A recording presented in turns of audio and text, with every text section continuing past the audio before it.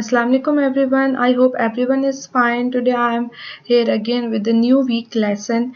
We are going to discuss the content that is ADSEC, ADVEC, UNIVEC, limitation of first generation, second generation computers, third generation computers, and fourth generation computers. ADSEC belongs to first generation computer as we have discussed in our previous lecture. ADSEC. ADSEC stands for Electronic Delay Storage Automatic Calculator. It was designed by Professor of Cambridge University, England in 1949. It was slightly faster than ENIAC, weighed approx 6,000 kilograms and occupied an area of 20 square meters. It was the first electronic computer that used stored programs. EDVEC. EDVEC stands for Electronic Discrete Variable Automatic Computer. It was proposed by John P. Eckert and John W. Mauchly in 1944. John von Neumann, who gave the concept of stored programs, joined them later to help in designing the EDVEC. It was completed in 1948, weighed approx 8,000 kilograms and covered an area of 45.5 square meters. It had a capacity to hold stored programs as well as data. UNIVAC. UNIVAC stands for Universal Automatic Computer. Designed in 1951 by John Presper Eckert and John W. Mauchly, weighed approx 13,000 kilograms and occupied an area of 35.5 square meters. It was the first commercially available electronic computer. First computer to handle both numeric and text data. Limitation of first generation computers. Their operating speed was quite slow. Their power consumption was very high. They required large space for installation.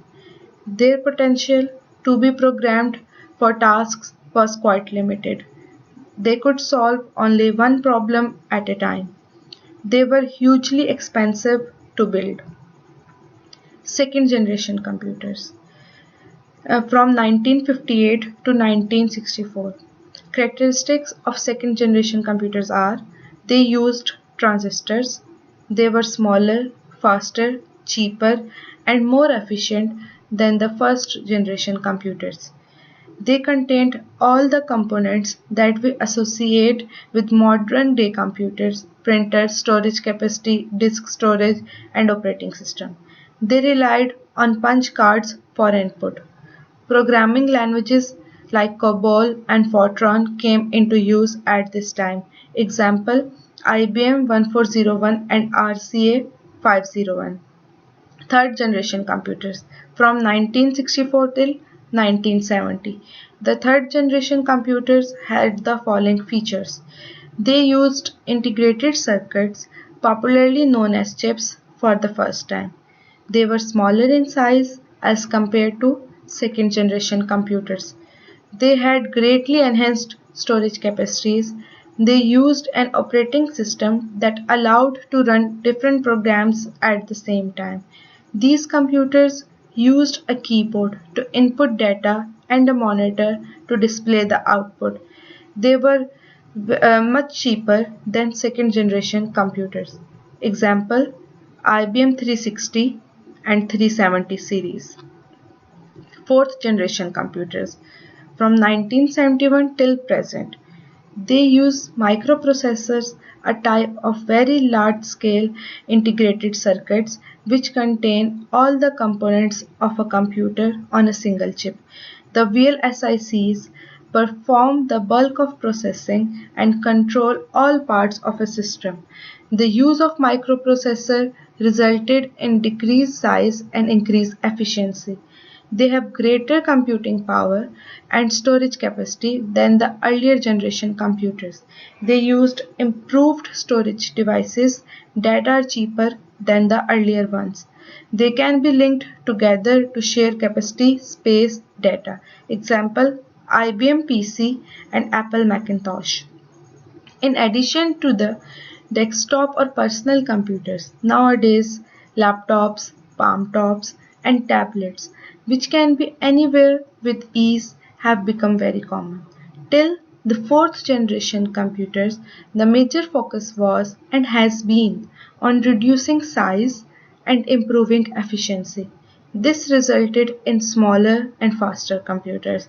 However, the only drawback of these computers is the lack of ability to think, and one is attempting to achieve that in the so-called fifth generation computers. Okay, our today's assignment is you have to do these questions. These are the exercise question from page number 10. Question number 1. List the characteristics of second generation computers. What were the limitations of first generation computers? How have the advances in computer technology affected our modern day-to-day lives? Okay, you are supposed to do these question answer in your copy. Okay, now I'm going to share the answer of our week 1 assignment. The answer number 1 of the first MCQ is Mark 1. Number 2, Blaise Pascal. Number 3, Very Large Scale Integrated Circuit. Number 4, EDSEC. And number 5, Charles Babbage. Okay, good luck everyone for your today's assignment, and thank you.